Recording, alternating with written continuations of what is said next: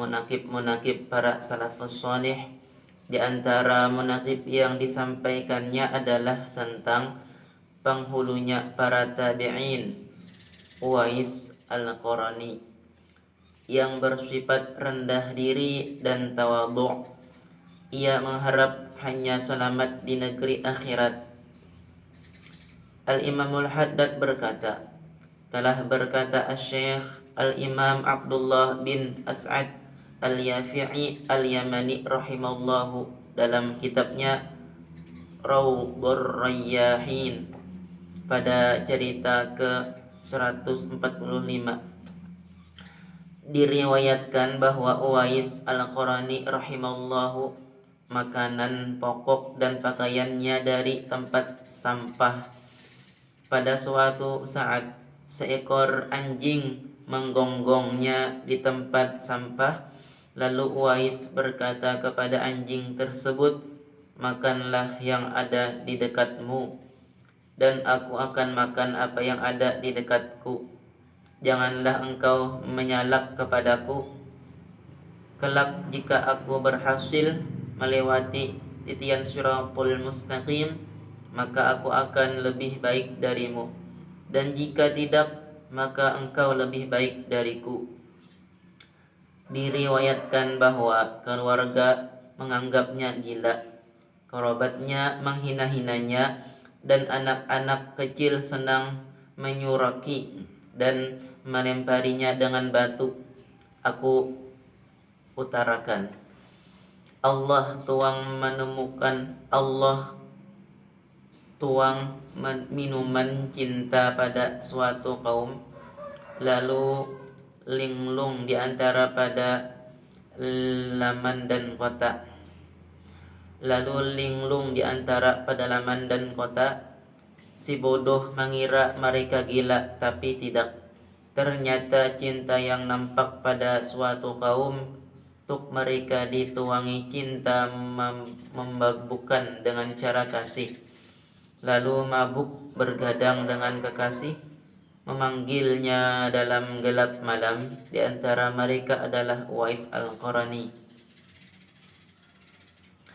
Disebutkan dalam hadis yang diriwayatkan oleh Abu Hurairah rahimallahu bahwa Rasulullah sallallahu alaihi wasallam bersabda, "Innallaha azza wa jalla yuhibbu min khalqihi al-asfiya'a wal akhfiya'a wal abriya'a asy'asata ru'usuhum al-mughbirata wujuhuhum al-mukhsimata butunuhum alladzina yasta'zanu 'alal umara'i lam yu'zan lahum wa idza khatabul mutana'imati lam yunkahu wa in ghabu lam yuftaqadu wa in tala'u lam yufrah bital'atihim wa in maridu lam yu'adu wa in matu lam yushahadu." Artinya, sesungguhnya Allah yang maha perkasa lagi maha tinggi mencintai di antara makhluknya orang-orang pilihan, orang-orang tersembunyi dan taat.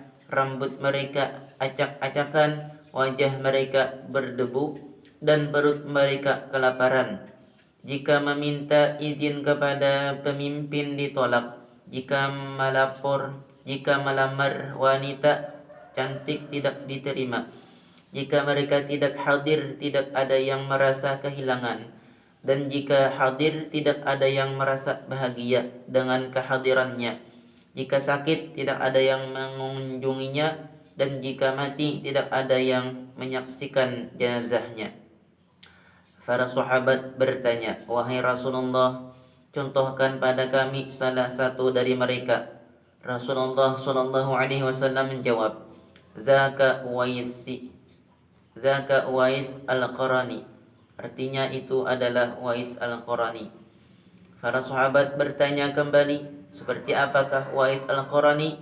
Rasulullah sallallahu alaihi wasallam menjawab, "Ashhalu dhu suhubatin, ba'idun ma bainal mankibaini, mu'tadinul qamati, adamun syadidul uzmah, daribun bidaqanihi ila sadrihi, ramin bibasarihi ila mawdi'i sujudihi, wadi'u yaminihi ala shimalihi, yabki ala nafsihi, dhu timraini la thawba lahu, muttazirun bi izari sufin wa ridai sufin majhulun fi ahli al-ardi ma'rufun fi ahli as-sama law aqsama 'ala Allahi la abarra qasamahu ala wa inna tahta mankibihi al-aysari lam'atun bayda'u ala wa innahu idza kana yawmal qiyamati qila lil ibadi udkhulul jannah wa qila li uwaisin qif fashfa' fayushfi'ahu Allah fi misli rabi'ata wa mudar ya Umar ya Ali idza antuma laqitumahu fatluba minhu ayastaghfir lakuma yaghfirillahu lakuma. Artinya, matanya berwarna hitam kebiru-biruan, rambutnya verang, pundaknya luas, postur tubuhnya sedang, warna kulitnya kemerah-merahan, selalu menundukkan dagunya hingga ke dada. Pandangannya tertuju pada tempat sujud, selalu meletakkan tangan kanannya di atas tangan kiri, menangis dirinya. Bajunya compang-camping, tidak memiliki baju lain, memakai seorang dan selendang dari bulu domba. Tidak dikenal di bumi, namun dikenal oleh penduduk di langit. Bila bersumpah atas nama Allah, pasti dikabulkan. Sesungguhnya dia buah pundak kirinya terdapat balang putih. Sesungguhnya di bawah pundak kirinya terdapat balang putih. Sesungguhnya nanti pada hari kiamat diserukan pada kelompok hamba, masuklah ke dalam syurga, dan diserukan kepada Uwais, berhenti dan berikan syafaat. Maka Allah pun memberikan syafaat sebilang kabilah Rabi'ah dan Mudar. Wahai Umar, wahai Ali, jika kalian berdua menemuinya, mintalah padanya agar memohonkan ampun bagi kalian berdua. Niscaya Allah akan mengampuni kalian berdua. Maka mereka mencarinya selama 10 tahun, tetapi tidak berhasil. Ketika di akhir tahun sebelum wafatnya, Sayyidina Umar radhiyallahu anhu berdiri di atas gunung Abu Qubais, lalu berseru dengan suara lantang, "Wahai penduduk Yaman, adakah di antara kalian yang bernama Uwais?" Lalu bangkitlah seorang yang berjanggut panjang, lalu berkata, "Kami tidak tahu siapakah Uwais yang engkau maksud. Keponakanku ada yang bernama Uwais, tetapi ia jarang disebut-sebut. Sedikit harta dan sesuatu yang paling hina untuk kami ajukan kehidupanmu. Sesungguhnya ia adalah penggembala onta-onta kami dan orang yang sangat rendah di antara kami."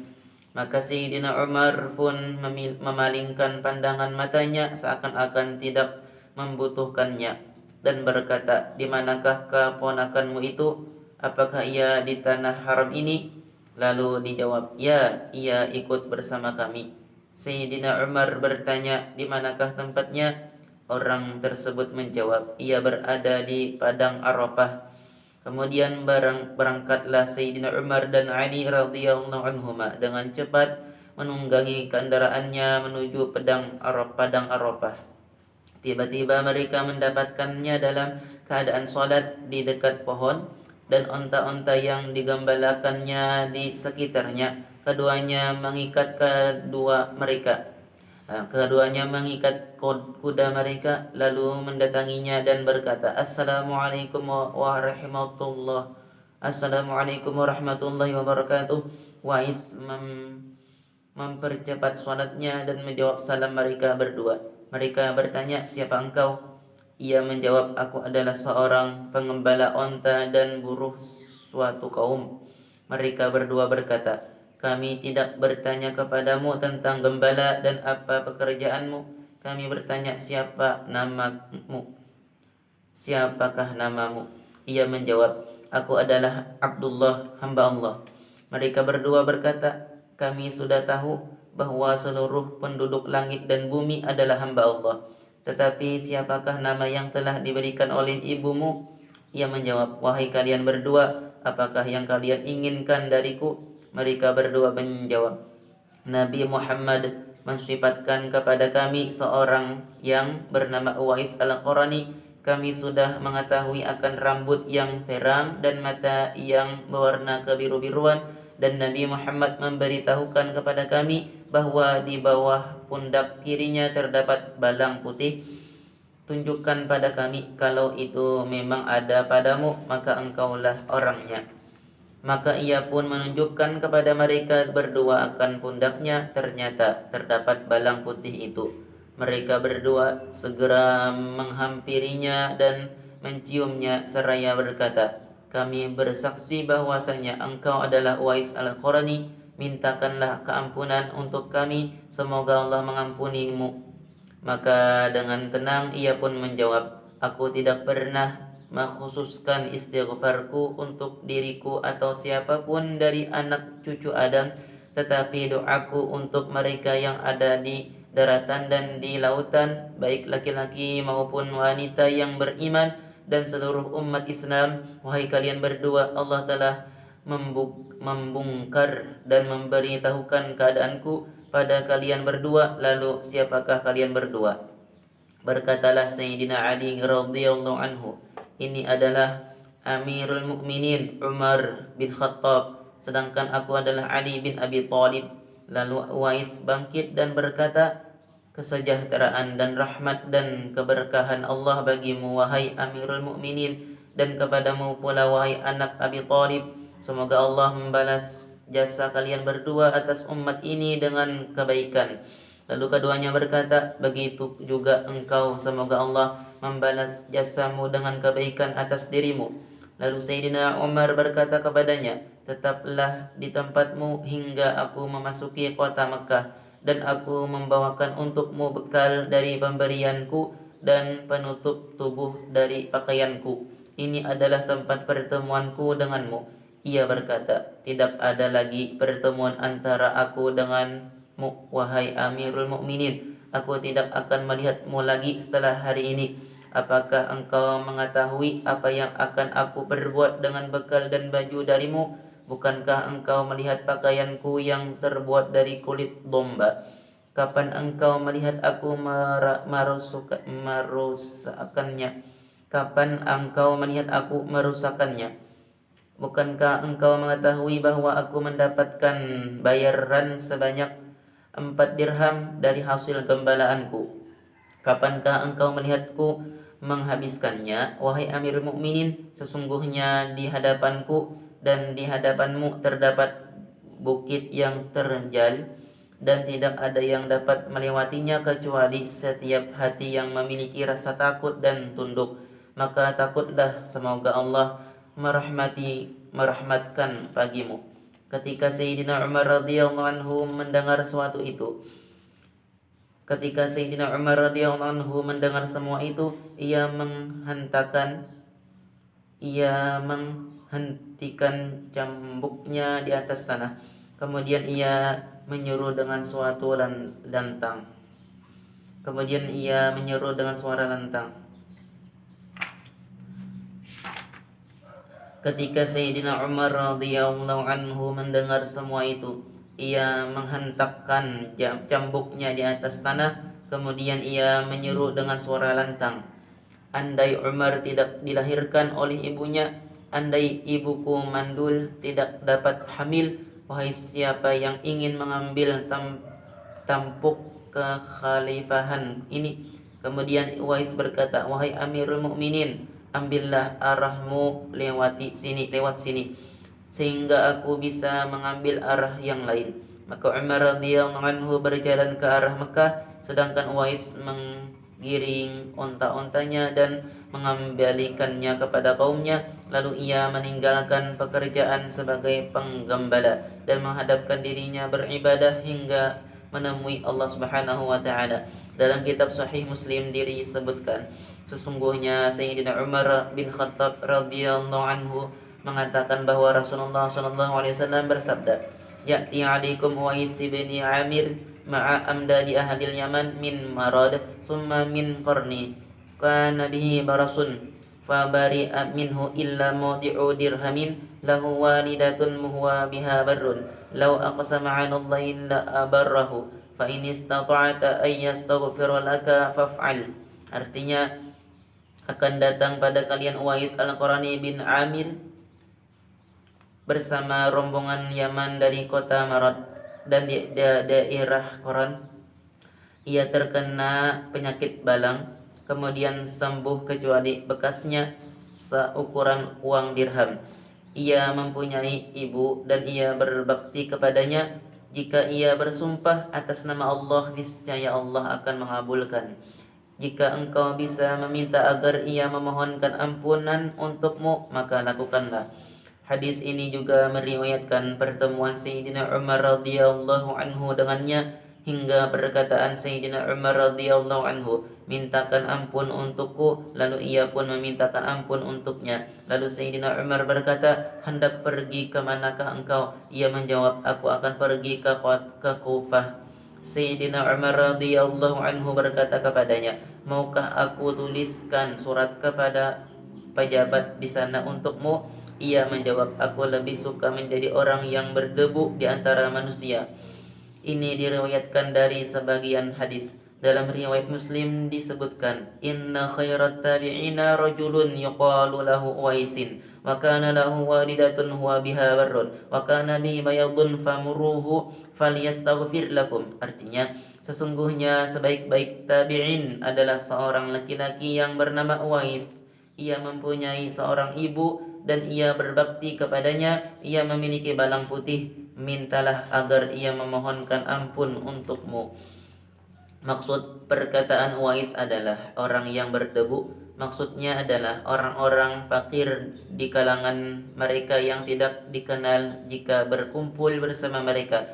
Diriwayatkan dari Alqamah bin Yazid, ia berkata, berhentilah sifat zuhud pada 8 orang dari para tabi'in. Di antara mereka adalah Uwais Al-Qarani. Keluarga menganggap ia gila. Mereka membangunkan untuknya sebuah rumah di depan rumah mereka selama bertahun-tahun. Tidak pernah ada yang mengunjunginya. Makanannya adalah biji-bijian yang ia pungut. Ketika waktu sore ia menjualnya untuk berbuka. Ketika Umar bin Khattab menjabat sebagai khalifah, beliau menyuruh para pendatang haji, wahai orang-orang, bangunlah kalian. Lalu mereka bangun. Beliau berkata, duduklah kalian kecuali yang berasal dari Yaman. Mereka pun duduk. Lalu beliau berkata, duduklah kalian kecuali yang berasal dari daerah Marat. Mereka pun duduk. Kemudian beliau berkata lagi, duduklah kalian kecuali yang berasal dari darat Qoron. Mereka pun duduk, kecuali seorang laki-laki yang tidak lain adalah paman Uwais. Sayyidina Umar bertanya, apakah engkau berasal dari Qoron? Ia menjawab, iya wahai Amirul Mukminin. Lalu beliau bertanya, apakah engkau mengenal Uwais? Apakah engkau bertanya tentang dia?